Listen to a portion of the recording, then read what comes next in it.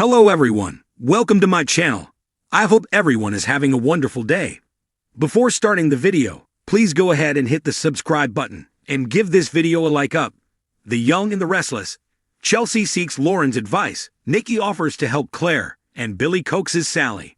At the tack house, Victoria asks Cole if he'd rather be in bed sleeping. He looked a little glassy-eyed. Cole coughs and brings up Claire moving in with her boyfriend. Is she comfortable with it? Victoria just wants her to be happy. Cole has another coughing attack. Victoria looks concerned. He insists he's good. Victoria argues. It sounds really bad. Cole keeps coughing every time he tries to talk.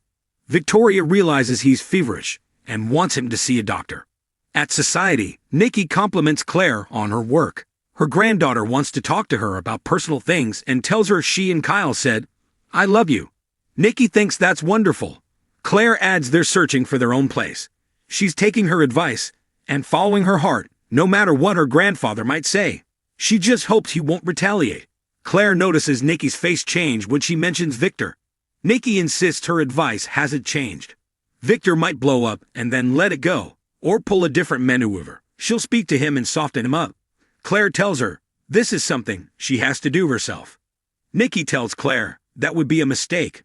The information needs to come in stages. Let me open the door. Claire agrees. Nikki asks what they're thinking of for a place to live. Claire admits Kyle asked her to move into the Abbott mansion, but she declined. They discuss Diane's refresh. Claire says it's gorgeous, and Jack seems thrilled. Nikki snarks that Diane must have pulled it off. Good for her. Talk turns back to Victor. Nikki will do whatever it takes to smooth the way for Claire and Kyle. It will take some time though. Lauren arrives at Jabot and spots Chelsea. She was just coming to her office to compliment her on her latest palette. Chelsea asks if she could buy her a coffee. She needs her guidance on something. Lauren agrees to meet her at Crimson Lights in 20 minutes. Chelsea says she needs to make a decision about something and could use her advice. Lauren's curious. Billy and Sally sit at the club bar, and he complains about the conversation he just had with Daniel. Sally learns that he fired Phyllis, and her son was trying to change his mind. He explains she has some healing to do. Sally asks if he's okay. Billy says Phyllis is really upset with him, and he doesn't blame her.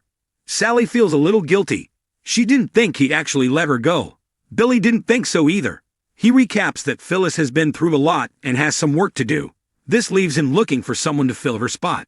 He's better when he has someone by his side that he can trust. Sally asks if his offer to her was serious. He wonders if she's seriously been thinking about it.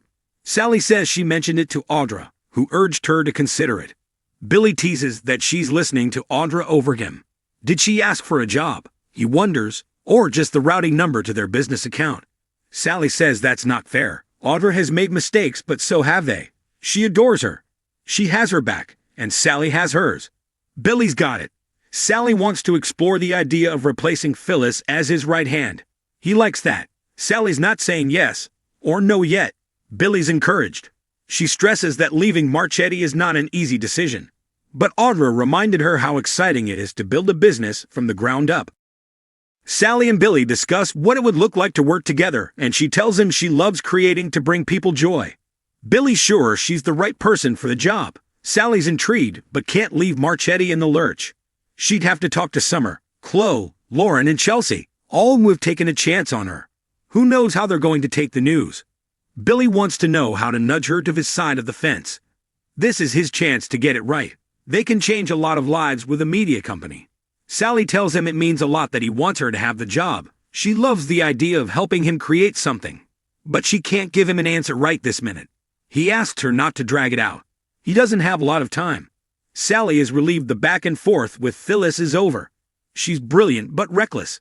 Billy wants to try and convince Sally this is the best move for both of them. They kiss.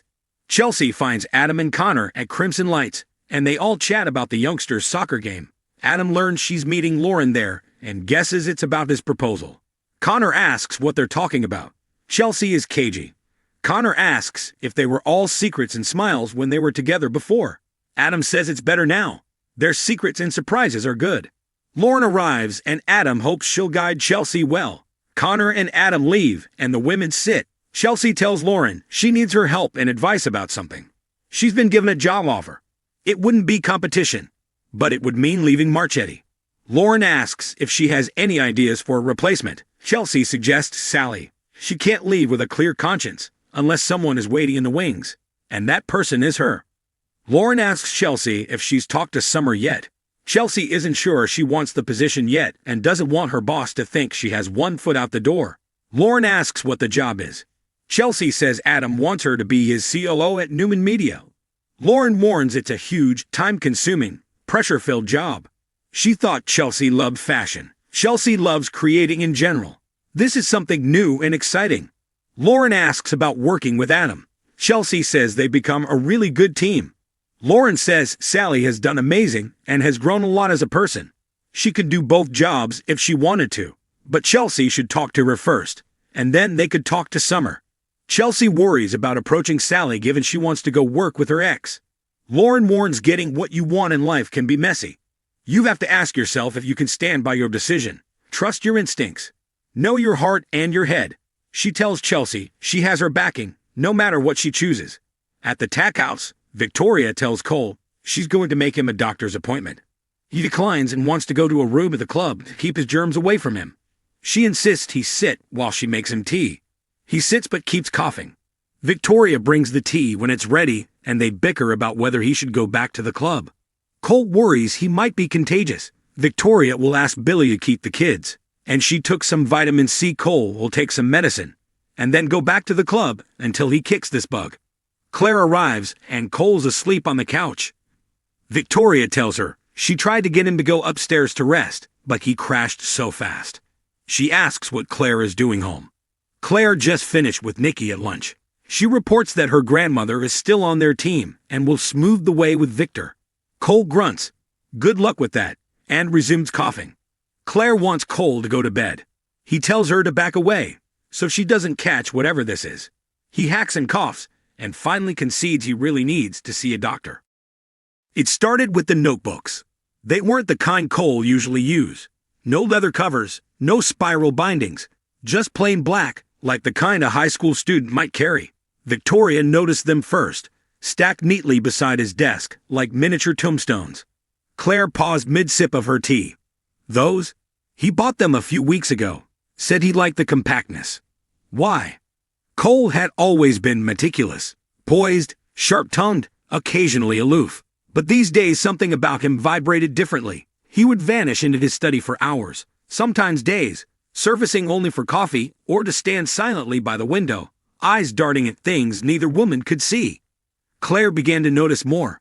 Meals left untouched. Whispered mutterings behind closed doors. One evening, she overheard him saying a name over and over. Elias. They tried to ignore it for a while, hoping it was just another one of his creative hibernations. Cole had always been temperamental when he was writing, prone to late nights, distant stares, cryptic one-liners.